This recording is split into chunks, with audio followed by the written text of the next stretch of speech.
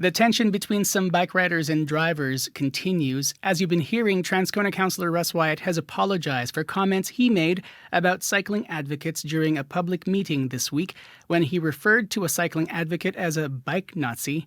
All this happened during a committee hearing discussing how to calm Osborne Street traffic to prevent a high number of pedestrian and cyclist deaths.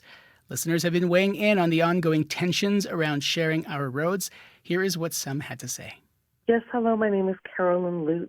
With regards to the bike lane closures or in the summertime, I grew up in the River Heights area along Wellington Crescent there, and I find it, this is a pleasure drive for a lot of people in the city in the summertime. People are paying their taxes. Everybody should have access to this. I certainly remember taking my mom, who was elderly and not somebody who was walking or riding a bike, down Wellington Crescent as a pleasure drive on a regular basis, and not being able to do that in the summertime anymore was disappointing. The other point I want to make is that if our cycling is supposed to be also an aspect of taking environmental measures, reducing our greenhouse gases, you have to take into consideration that now, without Wellington Crescent being open, that all of the traffic is being diverted down Academy Road, and there are backlogs of traffic during high traffic times. Hi, my name is Rowena Fisher. On the cycling issue, I heard somebody comment about one of the street in St. Boniface that runs around the river, and how difficult it is for everybody because it's 30 kilometres an hour. Well, I live on Scotia Street, which is 30 kilometres an hour too, and it really is no problem. I'd have difficulty driving through any residential area at more than 40 kilometres an hour. Do they really expect to be going 50? Hello, my name is Patrick Burek. I'm calling about the bike versus car debate, and I personally fall very strongly on the side of providing more bike lanes and more alternative forms of transit. Sadly, Winnipeggers don't tend to visit other cities or pay attention to them when they do, so what tends to dominate public discourse here is the precedent of what happened in the past. And sadly, Winnipeg is not moving forward because of that. We're sort of stuck in time in a post-war period ethos. So I really hope that people can think about the progress that other cities make and how far behind we are on so many levels, including bike lanes. Regarding the bicycle situation and so on, Wyatt has apologized. And the thing about the bicycle lobbyists is that not everyone can hop on a bike. Some people really need private vehicles, especially people with some handicaps and other disabilities, medical conditions and so on.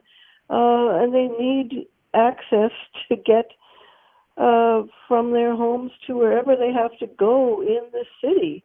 And to keep blocking lanes, have they considered, for example, the need for ambulances and fire trucks and other emergency vehicles to be able to get down particular streets? Your comment about the season of sharing the road, just one more thought on that. Car drivers have always shared the roads. Cyclists, however, have no interest in sharing the roads. They have even demanded, and the city has complied, with curbed bicycle lanes. No one else can share that space. Hi, my name is Lena. My opinion on the matter is we need a city that works for everyone, that's very inclusive.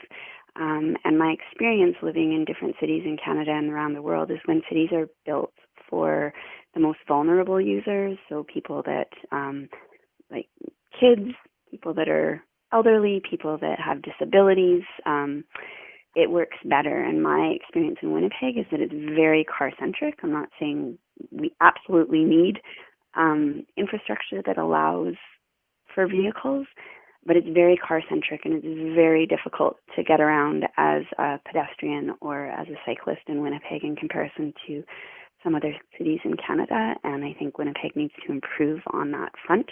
And I personally very much appreciate the bike infrastructure. Some of what our listeners had to say about the debate here. Mark Coho is Executive Director of Bike Winnipeg. He was at the council meeting in question, and he's back in studio this afternoon. Welcome. Hi, thanks for having me. Before we get to those tensions, let's talk about the elephant in the room. Do you accept Councillor Russ Wyatt's apology? You know, I accept that he's taken back the Nazi exclamation, and I think that's positive.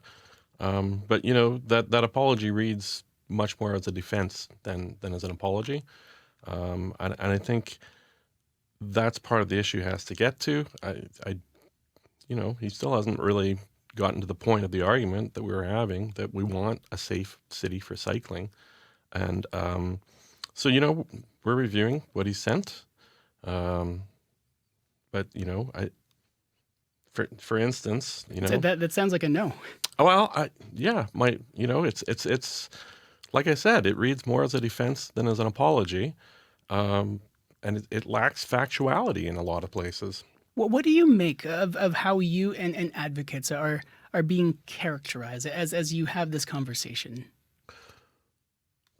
Well, it's odd, you know, but you know, I mean, it's a pretty common argument strategy to use ad hominem arguments. Basically, if you don't have an argument for the point a person is making, for the idea that they're bringing forward, insult them. And, you know, that's kind of where we're going. I think we need to talk about the issues, not the people that are pushing for those issues. Some of those issues that you're talking about were also mentioned by some of the listeners. I know you were listening intently. One of those listeners said that not everyone seems to be on the same page about sharing the roads. How do you see it? Sure. You know, we have rights of way in the city of Winnipeg that are public rights of way. And when we look at sharing those roads, I think what you hear in that commentary is that the cars are entitled to all that they have, and no one else is entitled to anything else. So when we're talking about providing bike lanes on our rights of way, on our roadways, to create that mobility and that accessibility, we're still allowing cars. There's still space for vehicles to be there. But what we're saying is, if we want to get a city, and we've put this in our plans, where we have these options that we can walk, we can bike, we can take the bus, those options have to be available, and people have to feel safe when they use those options. And some folks don't believe that there are options, that they don't have a choice but to drive because of how Winnipeg isn't quote-unquote pedestrian or bike friendly. What is the argument here? How do you get there? Well, it is an argument of creating those spaces that people feel comfortable with. We've done polling with CA Manitoba that looks into, you know, would you ride if you had a safe, comfortable space to ride? And a large portion of people say yes, they would ride more. That is what they're looking for to get them out of those vehicles. And you know, it's not just that we can pretend that we can just add more car lanes, right? You know, in Osborne, unfortunately it's a limited right of way. You know, if we want to have more vehicles on that road, we have to knock buildings down and destroy businesses, and that's not something we can have. Do you think we'll ever get there? I mean, I call it a debate, but this has come up over and over and over the years. Have the arguments changed, do you think? Yeah, you know what? I think the facts on the ground have changed. So we've seen that when we put in those cycling facilities, people use them. We know that we're actually attracting more people onto our bikes. We're getting them out of their vehicles. We're creating these opportunities, and people are embracing that ability to ride to places. And that's something we recognize. I'm sure we all understand that we're in a climate emergency. We have to rethink what we're doing. We can't just keep doing what we're doing. And I am happy that we're seeing investments continue for cycling infrastructure. You know, these come in with a fair bit of engagement, a considerable amount of engagement. And it is, you know, through the community that we're acting in this. And it's not, you know, I think Someone brought up the ambulances and the fires. Believe me, the engineers are looking at that. The fire departments and the police departments are definitely looking at all the plans that go through, and they have commentary on that. So we are making sure that we're keeping these roads safe, that we're providing options, that it's not just biking. We're actually trying to have walk, bike, bus, and vehicle. What do you think we're missing in this conversation that you think people need to hear? Civility.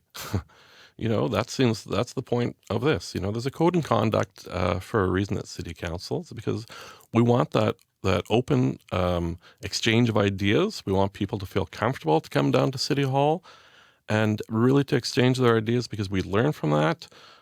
We build better, I think, solutions when we engage. Really appreciate you making time to come in. Thank you. And Thanks for the time. Mark Ho is Executive Director of Bike Winnipeg. More on this story on our website at cbc.ca/Manitoba.